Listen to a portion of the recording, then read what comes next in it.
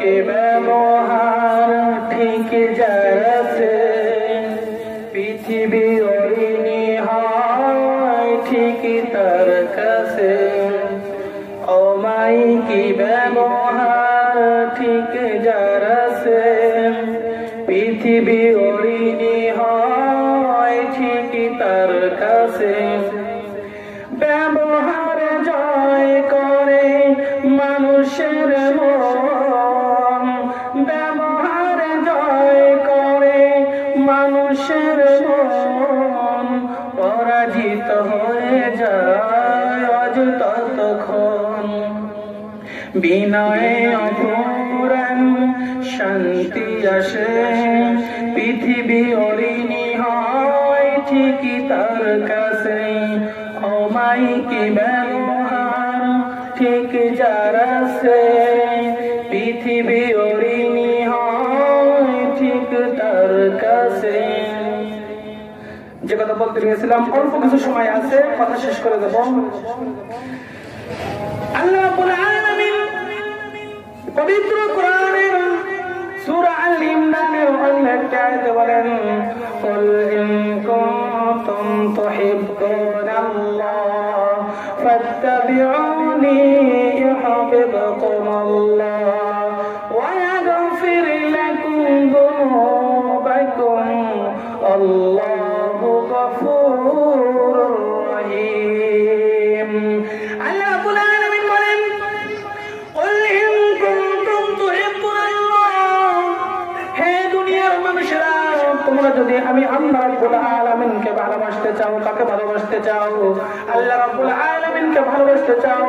কুল in কুনতুম তুহিব্বুনাল্লাহ ফাত্তাবিউনি ইউহিব্বুকুমুল্লাহ, আমি আল্লাহ রাব্বুল আলামিনকে ভালোবাসতে চাইলে ফাত্তাবিউনি ইউহিব্বুকুমুল্লাহ, আল্লাহর রাসূল সাল্লাল্লাহু আলাইহি ওয়াসাল্লামকে অনুসরণ করো। ফাত্তাবিউনি ইউহিব্বুকুমুল্লাহ, যদি তোমরা আমি আল্লাহর রাসূলকে ভালোবাসতে পারো ইউহিব্বুকুমুল্লাহ ওয়া ইয়াগফির লাকুম যুনুবাকুম আল্লাহু গফুরুর রহিম, তাহলে আল্লাহ রাব্বুল আলামিন তোমাদের জীবনের সমস্ত গুনাহ খাতা maaf করে দেবেন। আল্লাহ রাব্বুল আলামিন বলেন হে দুনিয়ার মানুষেরা তোমরা যদি তিনটা কাজ করতে পারো আর শিরক মুক্ত থাকতে পারো তাহলে তোমাদের জীবনের যত গুনাহ আছে সকল গুনাহকে আমি maaf করে দেব।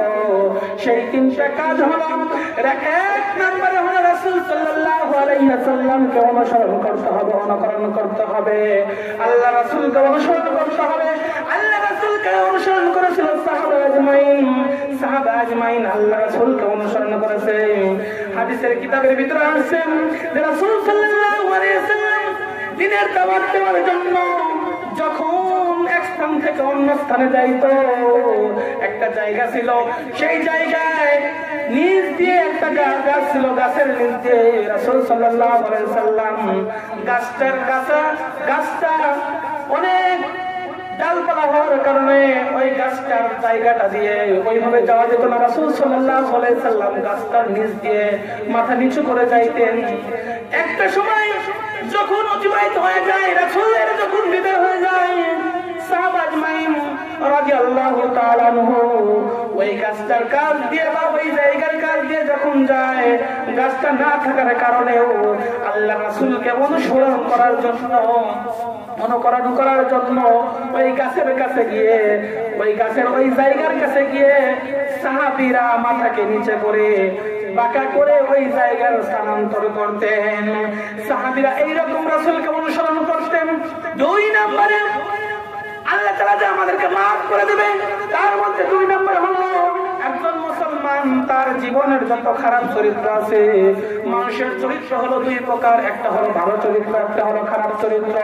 যত বড় আল্লাহর ওলি হোক না কেন, যত ভালো যত খারাপ লোক হোক না কেন, একজন ডাকাতও যদি হয়, একজন জেনাকারও যদি হয়, চোরও যদি হয়, তার মধ্যেও দুইটা গুণ থাকে, একটা হলো ভালো গুণ, একটা হলো খারাপ গুণ।